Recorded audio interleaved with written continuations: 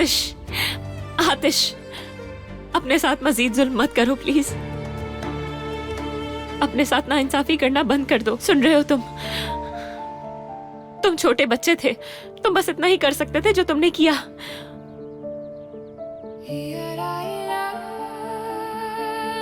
और सब कुछ मेरी वजह से हुआ।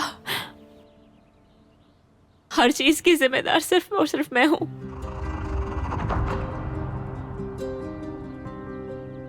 ¿Quieres ver más episodios? Únete para tener acceso anticipado y con subtítulos. Solo haz clic en el botón unirse debajo de cualquier video. ¿Y bien? ¿Qué estás esperando?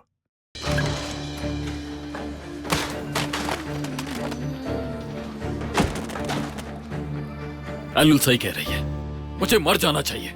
मेरे जैसे भाई को शर्म से मर जाना चाहिए जो अपनी बहन को नहीं बचा सका। अपने साथ ऐसे जुल्म मत करो।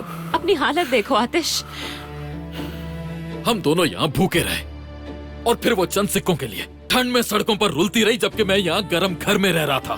जब वो रो रही थी तो मैं हंस रहा था।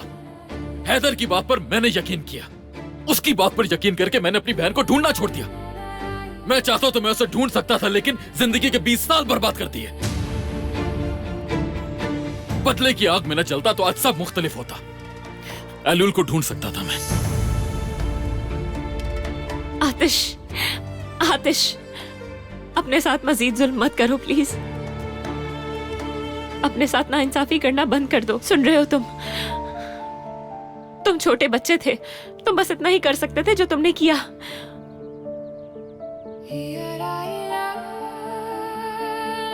और सब कुछ मेरी वजह से हुआ।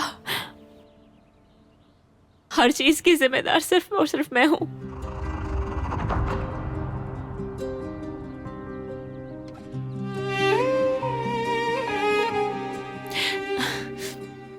एलुल के साथ बहुत कुछ हुआ, अब वो हमें मिल चुकी है। अब उसके जख्मों को हमें मरहम लगाने की जरूरत है। उसे हमारे प्यार की जरूरत है। क्या हम ऐसा कर सकेंगे? ऐसी कोई तकलीफ नहीं जिसे मोहब्बत मिटा न सके।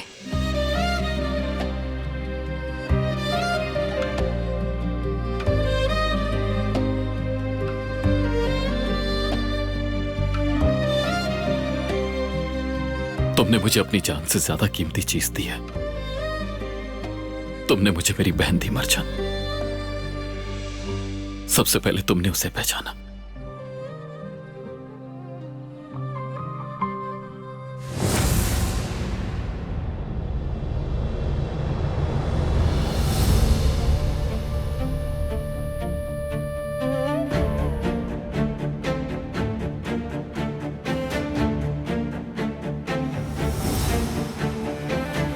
अगर रिजा के घर वो यूएसबी न ढूंढने गए होते तो मैं एलुल की कब्र खुदवाकर डीएनए टेस्ट न करवाता। रिपोर्ट के मुताबिक कब्र में बॉडी एलुल की थी। ऐसा कैसे हो सकता है? या तो वहां पर कोई गलती हुई या फिर किसी ने रिपोर्ट को टेम्पर किया।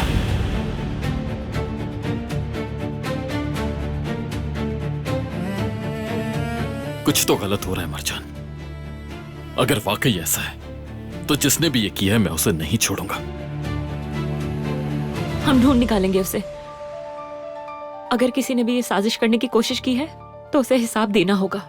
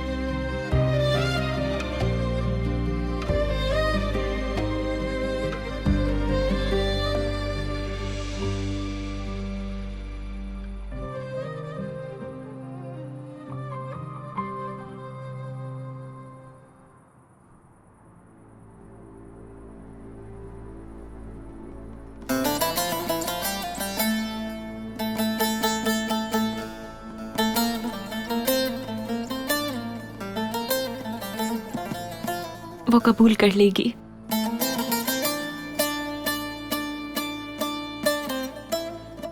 तुम्हें अपनी बहन को थोड़ा वक्त देना है आतिश। अभी उसके जख्म ताजा हैं।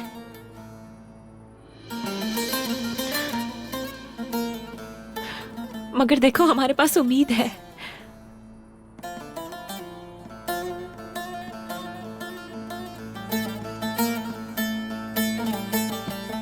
जिंदा है वो। उसे देखकर लगता है वो बिल्कुल नहीं बदली। मैं क्यों नहीं पहचान सका उसे?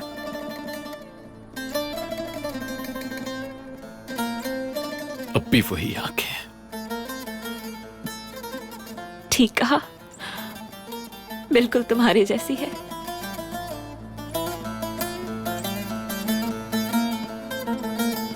कितनी खूबसूरत लड़की बन गई है वो, और तुम्हारी तरह गुस्से वाली। गरम मिजाज है ना?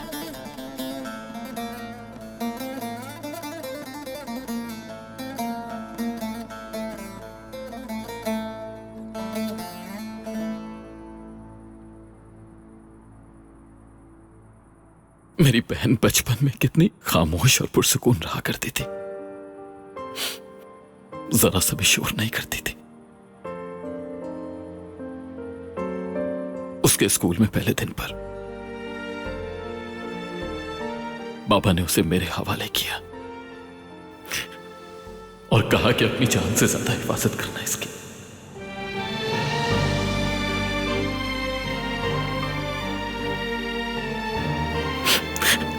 अम्मी कहती थी उसे देखते रहा करो, किसी को भी उसे परेशान मत करने देना।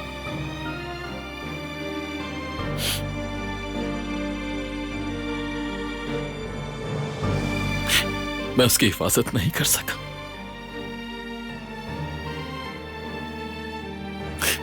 उन्होंने बहुत तकलीफ पहुंचाई मेरी बहन को। बस आतिश, बस।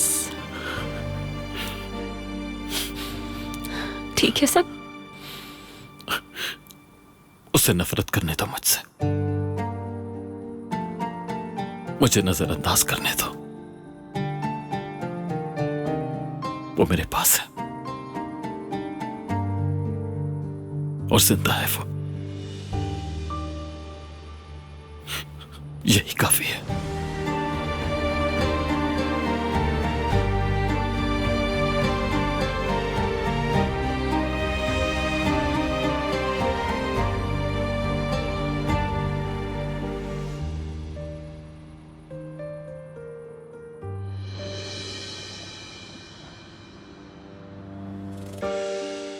आज का दिन मुश्किल था। लगता है कि अगला दिन इससे भी ज्यादा मुश्किल होगा। ठीक कहा तुमने। इतने सालों बाद रिश्ता बनाना आसान नहीं होता, खास तौर पर एलुल के लिए। जब मैं उसके पास्ट के बारे में सोचती हूँ, मेरा दिल जलता है दमित। तुम खुद को इल्जाम क्यों दे रही हो? मुझे सिर्फ फिक्र आतिश और एलुल की है। उनका सफर अभी बहुत लंबा है, और जब तक वो दूर रहेंगे, आतिश बेसुकून रहेगा। और तुम हो कि अब भी काम का सोच रही हो। ठीक है मेरी जान, बाद में बात करते हैं।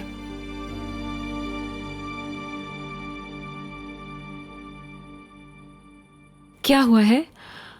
तुम काफी परेशान लग रहे हो। उसके लिए सूप लाया, लेकिन उसने पिया ही नहीं।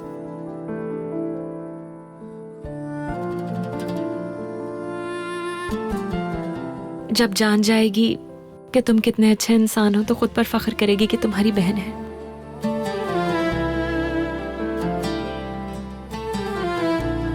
मरजान, तुम मेरी रूह को सुकून देती हो।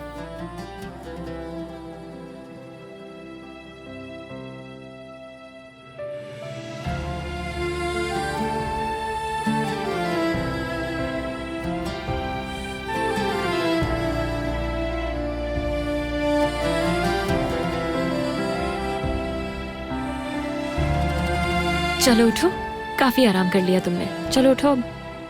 कहाँ? हर बच्चे की पसंद का खाना बनाने। चलो। एलुल कोई बच्ची नहीं है मरजान। तुम गलत हो। हर इंसान के अंदर एक बच्चा है जो कभी बड़ा नहीं होता। चलो।